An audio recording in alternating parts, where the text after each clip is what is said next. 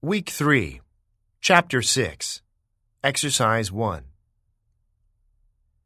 One aspect in which virtual relationships are different from other, more tangible forms is that because the interaction is mediated and abstracted away from the physical person, people may experiment with different aspects of their personas in a manner not easily executed in face-to-face interaction.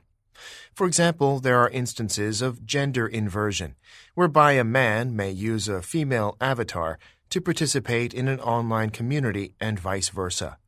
Also, depending on the application or game, age, weight, skin color, and other phenotypes can be altered so that the player may try out a different look and see how he or she is accepted by the community.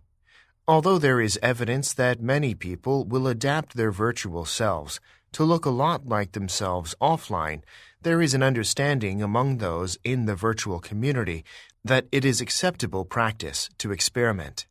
Thus, virtual communities provide spaces for some networked individuals to connect, interact, play, and experiment, and for their participants, they are a source of meaningful interaction and purposeful relationships.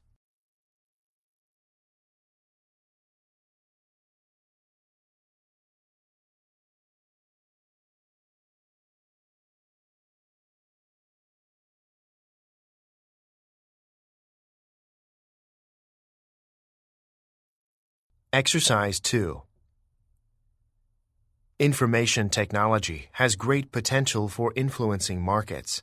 It bridges time and distance in a completely new way and opens markets that were previously unattainable because they were geographically too remote. Until recently, a small town would have no more than 3 banks competing with each other for the business of the town's residents. Today, we have a situation in which literally thousands of national and international banks compete with each other for customers in that same small town. Financial institutions, such as banks, no longer have to maintain a physical presence to be able to do business. Financial transactions, such as buying and selling shares, are being executed electronically, and the customer can monitor the progress of such transactions on his or her personal internet page. In 2000, more than half of all stock orders placed by individuals in the United States were initiated via the internet.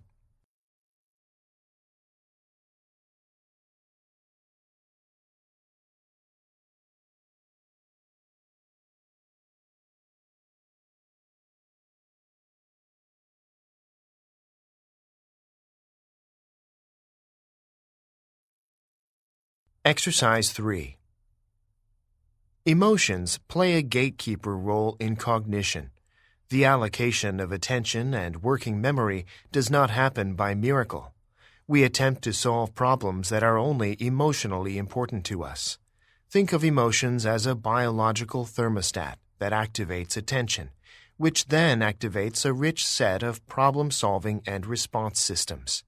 When danger or opportunity arises, information from our senses triggers an emotional reaction that informs the rest of the brain that something requires further attention and maybe even some problem solving.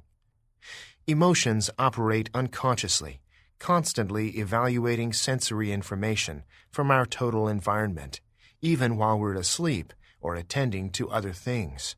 When our emotions enter awareness, we call it a feeling, and then we can begin to consciously deal with the challenge using our reasoning abilities.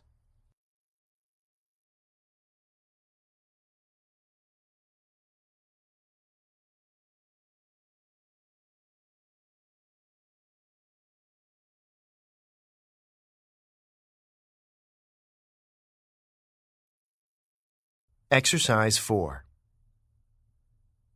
One day I walked out of the washroom to find my wife and children laughing heartily on the couch. My wife had just told our daughters to listen at the door, promising that I would whistle shortly before I departed. Apparently I had. I say apparently because I certainly wasn't aware of it. Having no recollection of whistling, I concluded that they were just having fun with me. Several days later, lost in deep thought in the washroom, I reached for the toilet paper. I heard myself whistle. Shocked, I started to laugh.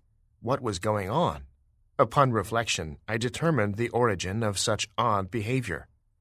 During my toilet training, my mother would often leave me seated on the toilet while she went about her housework.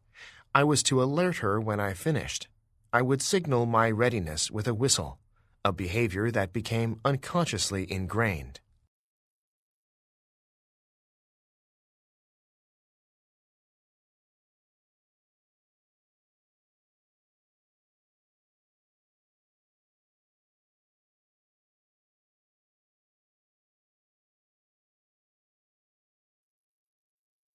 Exercise 5. The rights to freedom of speech and access to certain information apply as equally to journalists as they do to private citizens. Journalists have always resisted attempts to make them different, partly because if the media were to have special privileges, it might also be expected to have special obligations. However, this is not the case throughout the world, and in some European countries, journalists have special rights and special rights of access to information unavailable to the general public. In Belgium, for instance, journalists have special travel rights and cut-price telephone calls. In Portugal, journalists have special rights of access to government sources of information and a legal right not to be coerced into acting against their consciences, while in both Portugal and Italy, journalists cannot work for the media without being registered and obtaining a press card. France, Britain, Luxembourg, and the Netherlands all have national identity card schemes in cooperation with the police.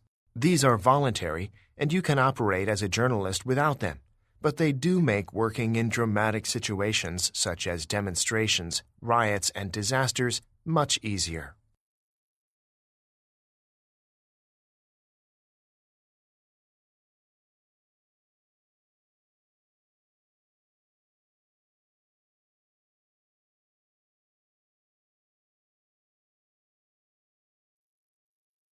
Exercise 6.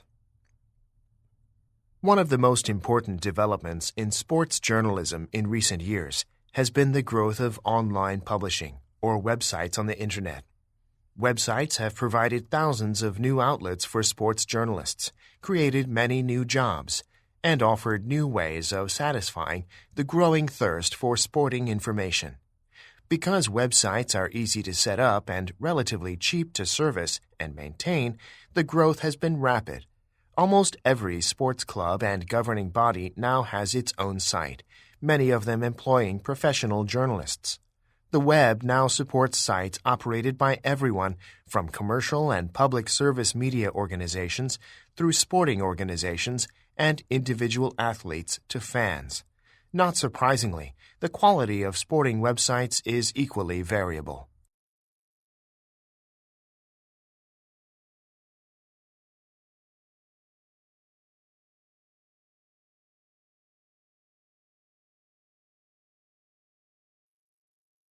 Exercise 7.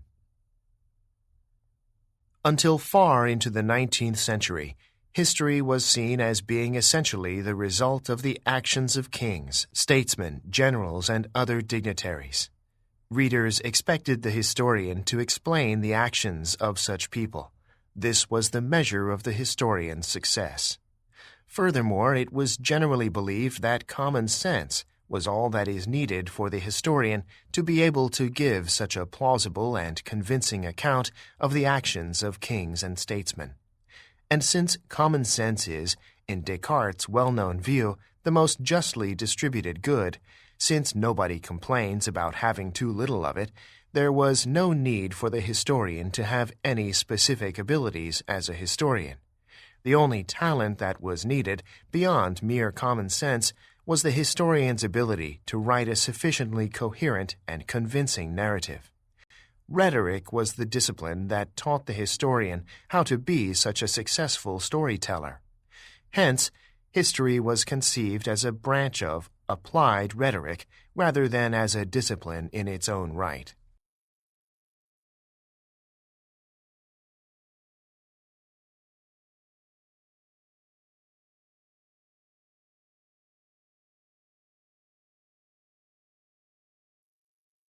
Exercise 8. Sometimes we refer to practicing as a process of acquiring experience, implying that we can collect and store our practice experiences. This metaphor is helpful. If we were unable to store memories of past physical activity experiences, each trial would be like our first. We would be in the same situation as people who have lost their short-term memory because of damage to an area of the brain known as the basal ganglia. Because such people can't store information about their previous response in memory, successful repetitions of a skill usually do not bring about learning. They may have played the piano 100 times, but each attempt is an entirely new experience. With a normally functioning brain, however, we can benefit from memories of our experiences and gradually reshape our motor responses in ways that allow us to attain skill goals more accurately and with greater efficiency.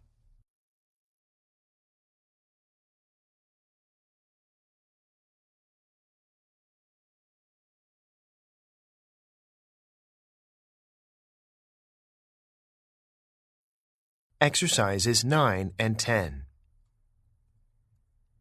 In 1958, a group of social scientists tested different techniques of brainstorming. They posed a thought-provoking question. If humans had an extra thumb on each hand, what benefits and problems would emerge? Then they had two different types of groups brainstorm answers. In one group, the members worked face-to-face. In the other group, the members each worked independently, then pooled their answers at the end. You might expect the people working face-to-face to be more productive, but that wasn't the case. The team with independently working members produced almost twice as many ideas. Other studies confirmed these results. Traditional brainstorming simply doesn't work as well as thinking alone, then pooling results. That's because, the scientists found, groups that have direct contact suffer from two problems. The big one is blocking. A great idea pops into your head, but by the time the group calls on you, you've forgotten it. The other is social dampening.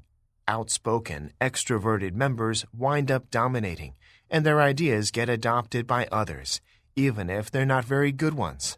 Introverted members don't speak up. In contrast, when group members work physically separately from one another, in what researchers call virtual groups, it avoids this problem because everyone can generate ideas without being cognitively overshadowed or blocked.